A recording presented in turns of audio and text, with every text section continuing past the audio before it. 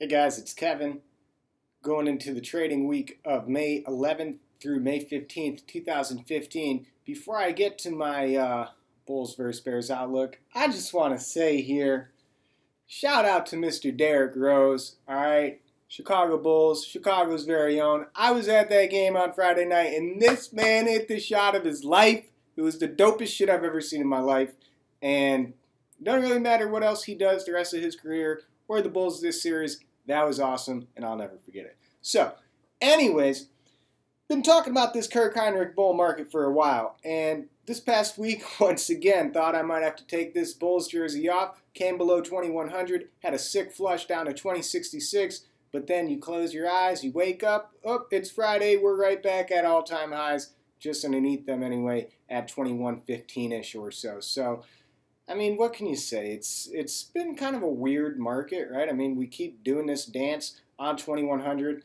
but you know, I'm basing everything on a week-to-week basis. If I did this video every day, you'd probably see me with a Bears jersey on some days. But at the end of the week, we continue to stay above 2100. We are getting good flushes beneath 2100, but we're also getting awesome bounces off of it, as this past week can attest to. So, still rocking with Kirk Heinrich, not putting the D Rose jersey on because it's not the D Rose bull market, right? I mean, we're not ripping higher. It's more like the Kirk Heinrich bull market. He goes into the game, but then he messes up. We go below 2100, but then he comes back in. He's a veteran, hits a big shot. We go back above 2100. You know what I mean? So it's just kind of like teeter-tottering here, if that's the word.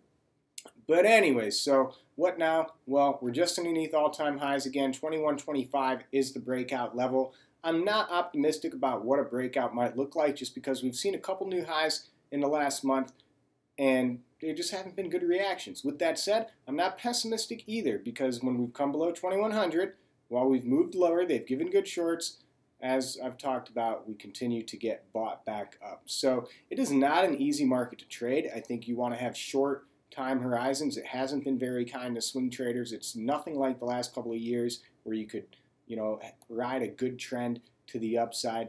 And it's nothing like 2008 or the summer of 2011 where there was some really good trending to the downside. So just keeps chopping around. The channel is in the 2070-ish area for support and the 2125, 2130-ish area for resistance. So what I want to see, what does a new all-time high look like if we can make it? All right, if we come above 2125, can we finally start sustaining a move to the upside? I said I'm not optimistic, but if I can start to see some sustainability, then I'll start to get excited about 2150. But otherwise, what I would think is you make a new all-time high and then you come back down towards 2100. That's been the case. So I'm going to keep expecting what continues to happen to keep happening until it's no longer happening. All right. So good luck. I know it's tough out there. See you next week.